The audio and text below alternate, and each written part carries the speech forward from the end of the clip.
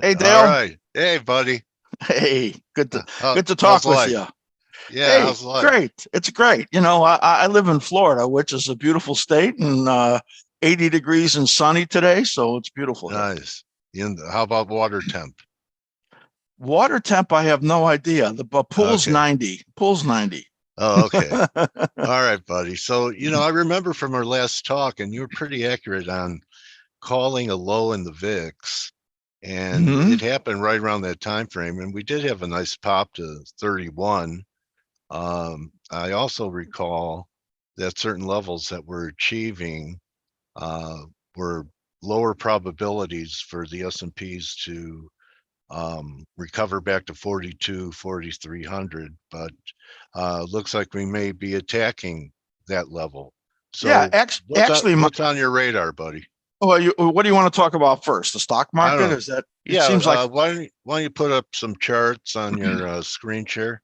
I love your okay. technical work, and I'll do that. And when you say that what the market coming up to now is a lower probability up close to this 4200 level, I would say that maybe that was a short term, but our target for the year was 4300, and we thought that this would be a bull market year.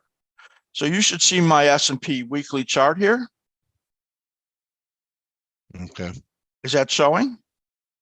that's what we have. Yeah, a weekly Okay, good. chart. Yeah, well then, and look, things change. Yeah. But I do recall the last time we talked that you still thought that the October low was not going to be the low. So when did that change? So what happened was that now what I'm showing you here is the cycle analysis right in here.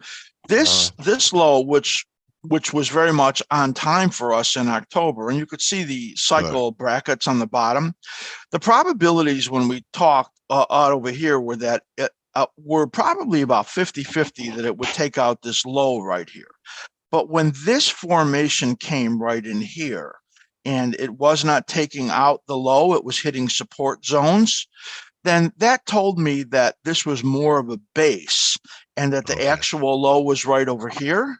So Uh, we told our members right over here, and we have two videos up on YouTube, part 1 and part 2 of the year end, saying that basically our projection for the year was that it would get up to around 4,300 and that this would okay. be a bull market year. So it was right around the first of the year when we had made that upward adjustment to or upgraded the stock market.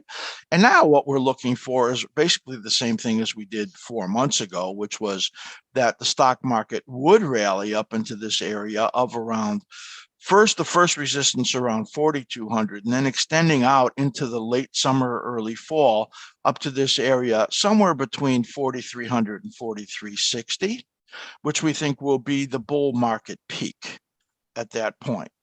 So what we believe is that this is Your cycles are inverting then, because your cycles show a low in between September and October, and you think it's going to be a high, we think that the right? high is going to come out somewhere over here. It could be in that next cycle over there, but Okay. you see the cycle low that's pointing right over here. You Yeah. see that I don't have this adjusted down yet. We're simply adjusting to price levels at this point. So, but Okay. eventually there'll be this will show a downturn probably into this area right here. We're looking at a VIX peak somewhere around August to November, somewhere in there. So we don't really know yet. It's too far out for us to project on that right over there. So that's why we don't have the downturn shown in there right now. But if you look at a shorter term right in here, this is spectacular cycles that you see right in here. Let's just look at these last 5 cycles that you see right over here. So what we were looking for was a minor pullback. Each of these yellow areas are where the downside corrective areas are in the cycle. We call these the nesting areas right in here. And this was a super bullish cycle, the way that this was configured. So we had believed that there was going to be another upward move going up towards that 4,200 level, which is this major cycle peak resistance zone. So we still think that's going to happen. And then there is this declining period right over here that points out to late May. which we think is going to be a bigger decline. The reason for that is that it aligns with the European markets pulling back and the Russell making its a very, very important low, which comes out there in late May. I'll show you the Russell chart right over here, which is pretty really phenomenal. And this is, we've been looking for the Russell to come down and test this low down over here. And this is the low timing period right in here that we're looking at in the Russell. So that says to us that sometime late in May or to early June is where this Russell's going to come down to. And with all the, the banking problems and the weakness that we see in the financials, that's really affecting the Russell. So we think this Russell is going to pull the market down, the stock market, in a mild way into that late May to early June period, and then be moving up again into that late summer period. I'll go back to the S&P 500 here, into that time frame out in the late summer. 4,300, 4,360 is that upside target in the stock market. Okay. So what we really believe is that we have a cyclical bull going on in a secular bear market that will last for a decade. So this is just an upward retracement, and this, you can see the major 61.8% right over there. That is of this whole decline that occurred here. That was some 26% or something like that. And now just now getting up towards that 61.8% right up over there. That's probably about the best that we're going to see in here. Okay. All right. What else is on the radar? So I heard a high degree of conviction. I heard you talking a lot about the dollar and foreign currencies early on, and I think that's been a big focus of yours, and how that relates to the gold market. I think that the dollar is in a collapse mode. Now, that doesn't mean it's going to happen immediately, but what I think is going to happen is that the dollar is in major trouble. This de-dollarization is not just a word. It's something that I think is very significant, and I think it's going to affect the dollar in a very major way. So what I want to do is I want to bring in the monthly chart on the dollar for you to see right over here, which I think really tells an important story. And you could see the magnificent cyclicality that's in here on the bottom. These are showing the harmonic families. And you can just look at the intermediate one right in here, right there, and right in here. And you could see how the cycles follow that perfectly. Right over here, we were very bullish on the dollar. And you can see that the momentum turned up. This is our reversal scout. And once the momentum turns down, as you can see right over here, it's in a lot of trouble. This period out over here, which is really the late 23 out through late 24, is a very negative period for the dollar. And I actually have a target in there of around 90 to 92 on the dollar during that period. And we've been actually very bullish on the precious metals, and I'll show you that. So this is the dominant sense that I have that the dollar is in a lot of trouble, looking at it on that monthly chart. On the weekly chart right over here, you have a confirmation of that, because when it hit this low here, just at around 100.80, right over here, it equaled it again, or just basically barely took it out, and it's just hovering down over here again. We have our momentum conditions as negative right over there, looking at that. And I'm going to take this even down another step from the weekly to the daily conditions right over here on the dollar. And this is where we expected a minor rally to come right in here. But you can see in here, this is the slim ribbon, and that is negative. You could see the slim ribbon PO on the bottom giving all of these negative signals. And I'm going to dive down even a little bit deeper on this and show you another chart, which shows you the relationship between the dollar momentum conditions on this chart and the gold market. So this line right over here is the gold market that I'm highlighting. And you can see the green areas are dollar positive momentum right in here. And when the dollar is in positive momentum, the gold market is usually moving to the downside, as you could see right there. When the dollar is in negative momentum, which are these red areas right over here, then you can see that the gold market is usually moving up. Well, the dollar is not able to escape this negative momentum right in here. And the gold market is just finishing a consolidation in here. This looks to me, when I look at this with negative dollar momentum and the gold market, and I'm going to switch this over to gold/GC for you to see. You can see the cyclicality in here is just phenomenal. And this looks like this major support right over there, which we have listed as a buy zone.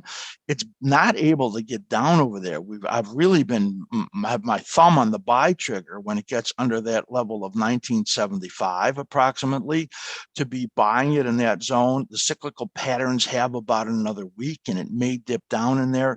But with that negative dollar momentum and this strong configuration here in the gold market, this is extremely likely to be ticking up again. We're projecting all-time highs in the gold market over the next couple of months. So this is getting really to an important area. So, I mean, basically the summary of what I just gave you is that the dollar is in terrible shape. The dollar is likely to accelerate to the downside.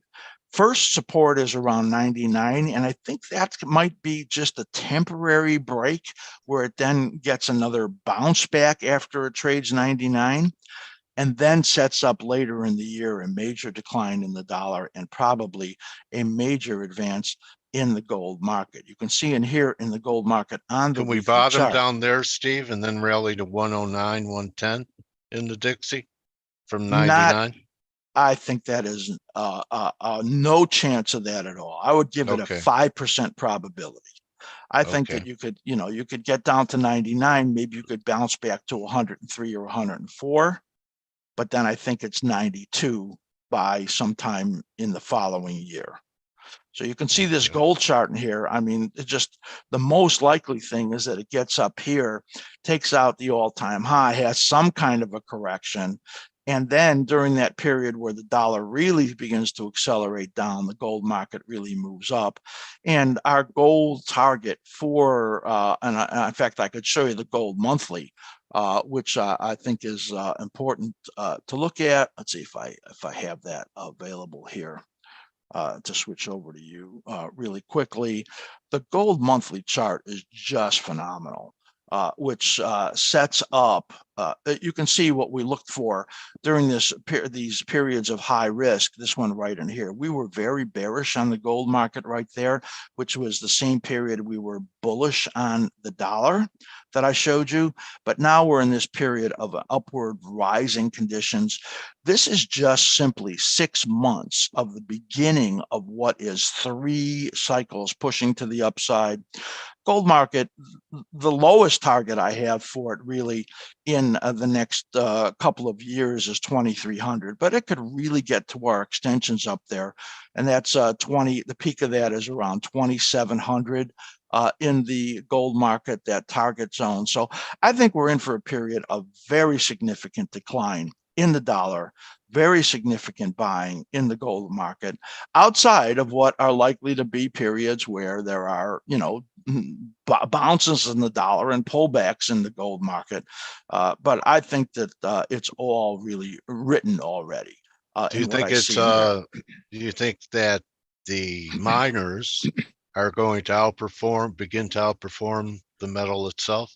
I actually do. As a matter of fact, what often happens is that the miners begin to move out ahead.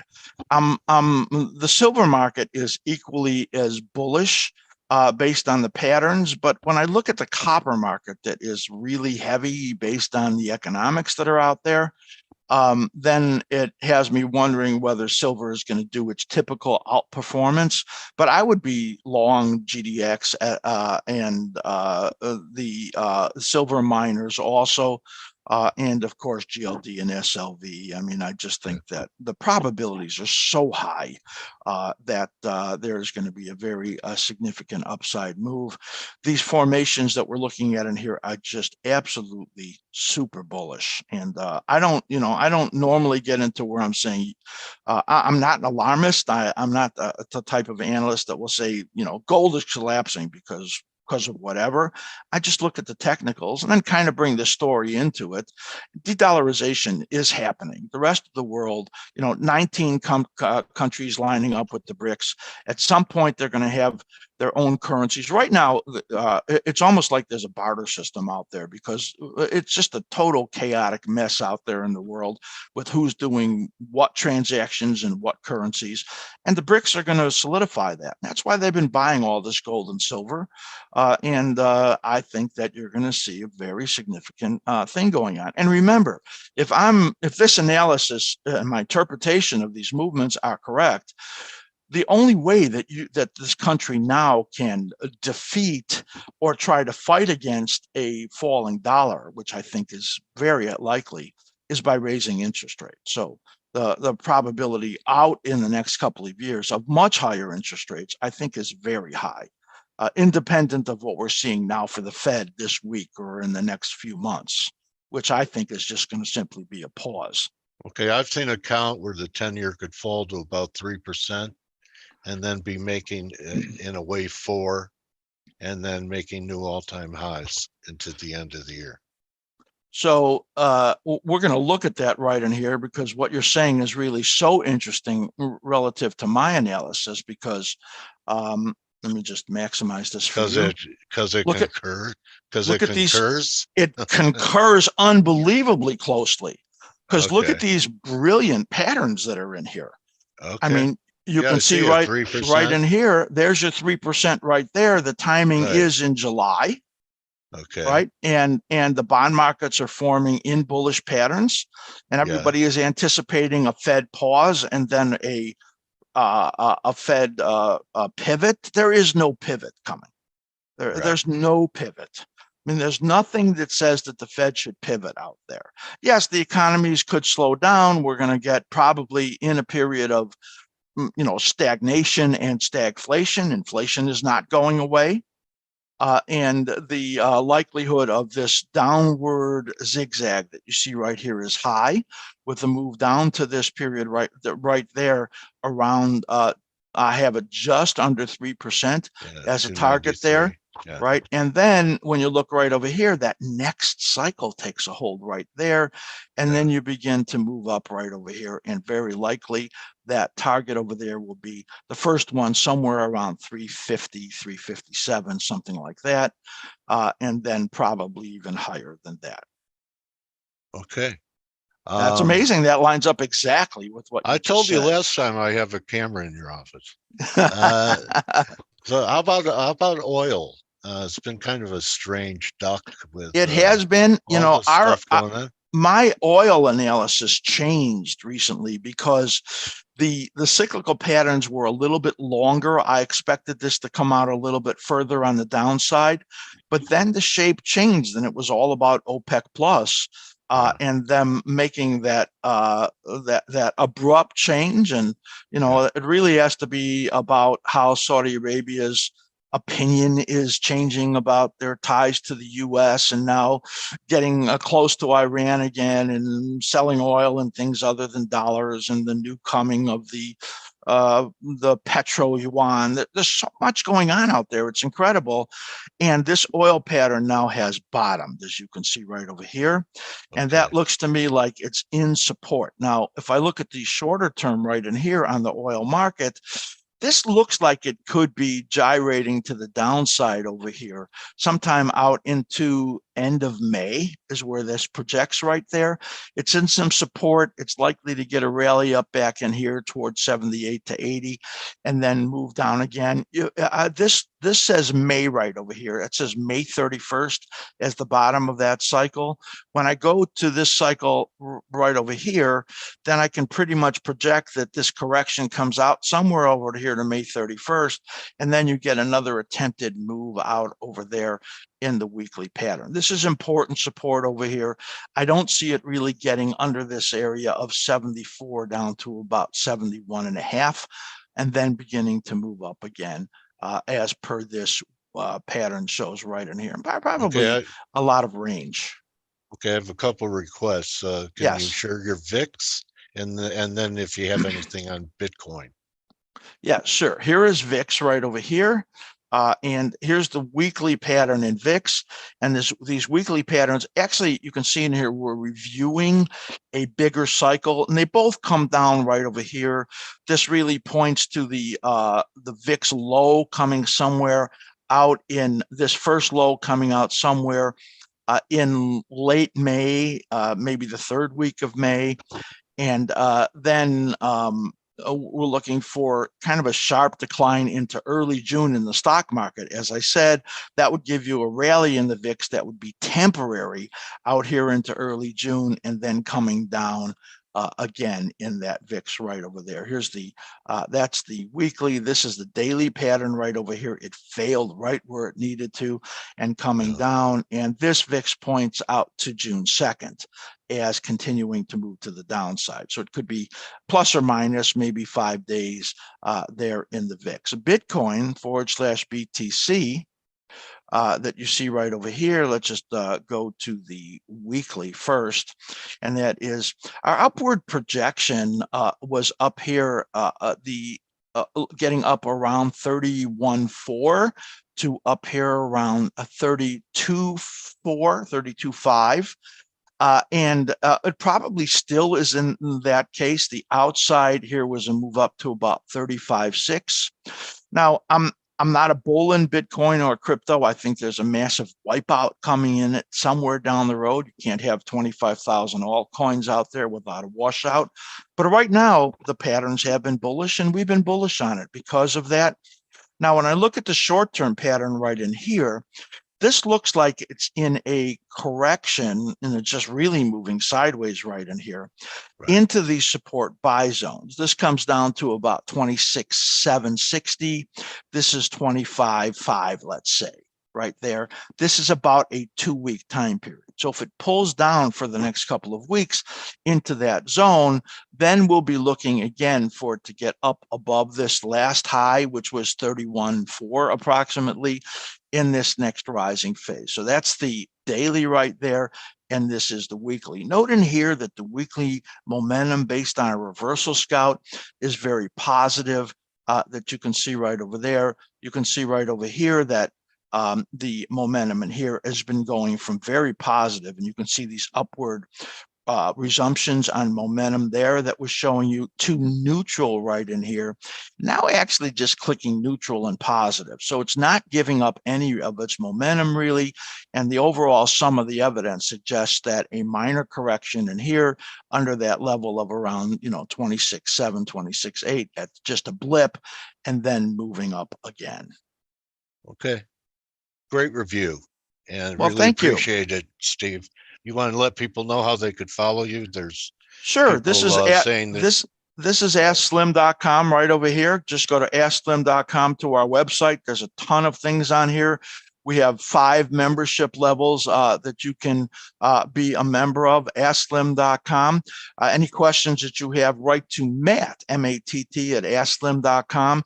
He'll be able to answer those for you, and we even have specials for first-time members. So if you want, you can look at our memberships, write to Matt and ask him for a special, and he'll be glad to send that to you, AskSlim.com. Thank you very much, my trading warrior brother. And, okay. Will you have your handle up and everything for people to respond? Have a great spring trading season, and I'll talk to you later in the summer. Hey, thanks a lot. Take care. All right, everyone. Okay. Steve Miller, Ask Slim, and tell me there isn't a lot of hard work put into these charts. So that's a wrap for us today. You could join the team.